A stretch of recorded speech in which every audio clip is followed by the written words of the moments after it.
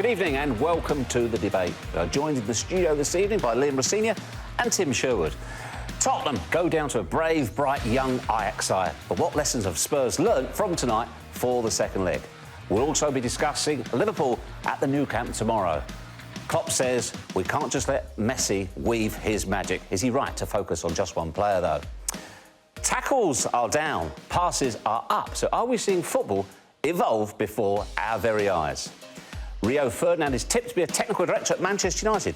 What could he bring to the role? Patrick Bamford's facing a ban, but is 2 games about the right punishment? And Nader Manur is having absolutely none of Zlatan's apology. But should a handshake be enough if anything is said during the game? Of course, we want to hear from you too. You can tweet us at Sky Sports BL using the hashtag #TheDebate. This is The Debate.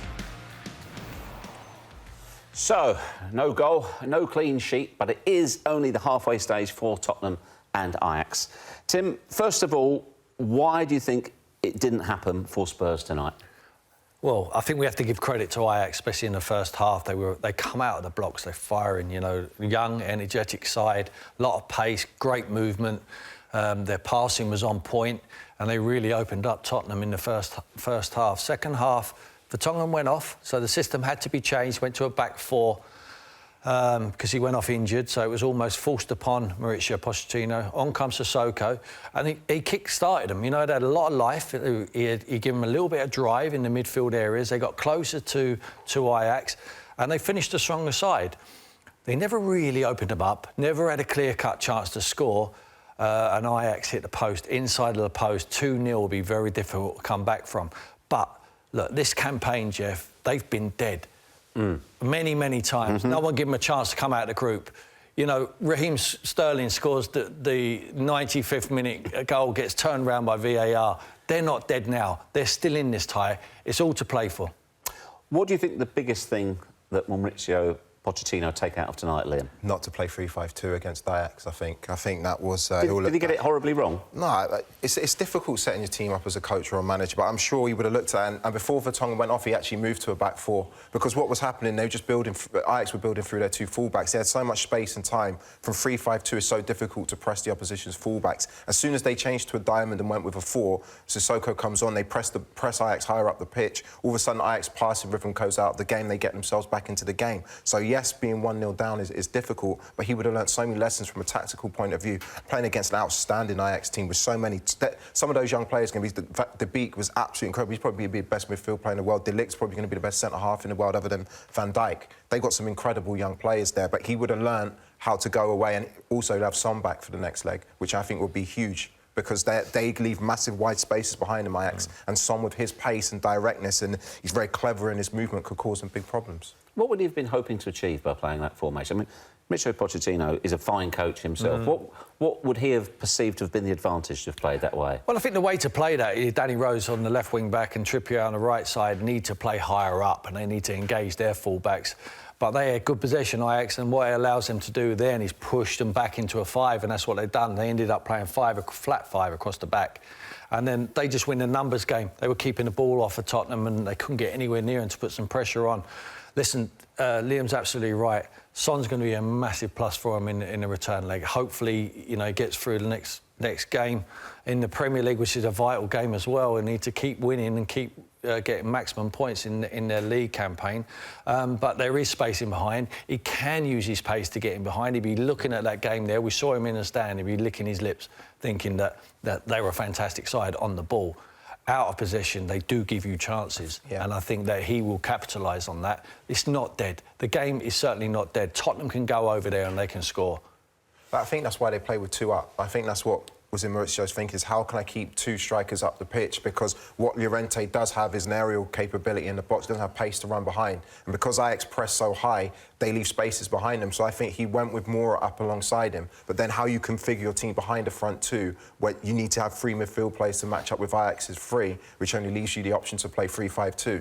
But what was happening was Ajax was so comfortable in possession, building through their fullbacks. They were just forcing Tottenham deeper and deeper and deeper. As soon as that system changed and they got closer to Ajax, they caused them a lot more problems with direct play. Was it entirely down to the system, or was it also down to how the Tottenham players did or didn't react, particularly in that first half? Well, it wasn't great. I always believe it's like systems don't win games. It's about the players on the night. And there was a lot of players in Tottenham side who didn't play particularly well. Christian Eriksen was one of them. He's a real player.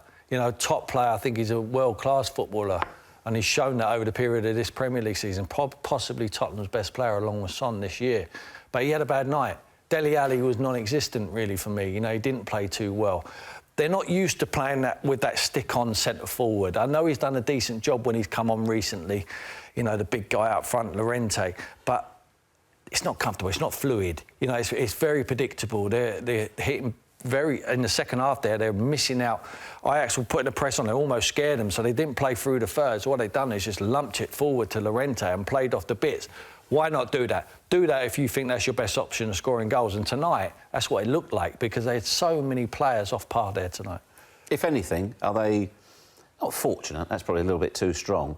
But the damage could have been a lot worse, as Tim mentioned. Yeah, well, the shot that hit the post. They hit the post. I think if you said to Mauricio Pochettino after half an hour, you're going to get away with this 1-0, I think he would have taken it. I think Ajax were that much better in that first period of the game, had chances to score goals, much more chances than Tottenham did over the course of the game, but you're still in with a chance. And when you got Son back, and again, as Tim's rightly said about this season, they've always found a way in this competition. And I wouldn't bet against Tottenham scoring in the away leg at all. It's just can they keep Ajax out at the other end? The argument against that is, of course, so too have Ajax in this competition. Absolutely. Exactly. Whenever they've been written off, and they haven't got the home. It's wrong of us not to give them an awful lot of credit, you know, what they've done this year. 200 to 1 they was to win this tournament. They had to qualify to even be there. They've grown since the tournament started. No one took any notice of them, but now everyone's taking notice of Ajax. You know, they're a selling club, unfortunately for them. They have to now because of the finances where people just come and cherry-pick their best players. Now, they're going to lose one or two. They're going to lose a lot more than that by the end of this campaign.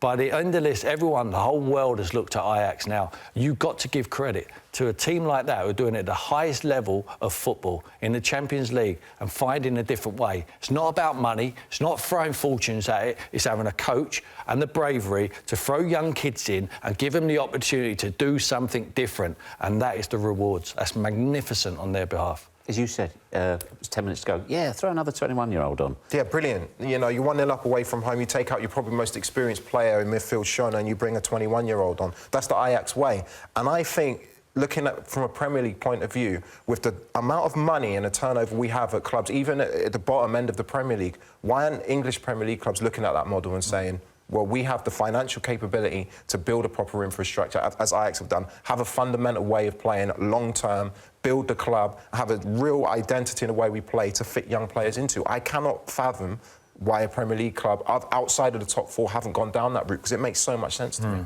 They don't do it because I know why they don't do it, because they're not brave enough to do it, because they feel like to come out of the Premier League is catastrophic. Ajax can have a bad season and finish sixth. That's the nature of their league. It's not as competitive as the English Premier League. But I agree with you. I think someone needs to be brave enough to try and do it. Otherwise, just yo-yo from the Championship to the Premier League year in, year out. What's the progression? So if I gave you to a Premier League club and you wanted to copy what Ajax are doing, what are the fundamentals of what you actually do? First thing you need is time. You need time, and you need to understand, and you need coaches, players, the board, all to be on the same page, all to have the same vision of the way they want their team to play. So from the top down, from the under-9s, that's how Ajax have done, that's how Barcelona have done. Under-9s up to first team, not even the same system, same principles of play. You bring your players through, understanding that if they go to if they go from under-18s to under-23s, they're going to fit in. If they go from under-23s to first team, they're going to fit in because the same things are going to be asked of them. I don't see that enough. I've worked in the under-23s this year.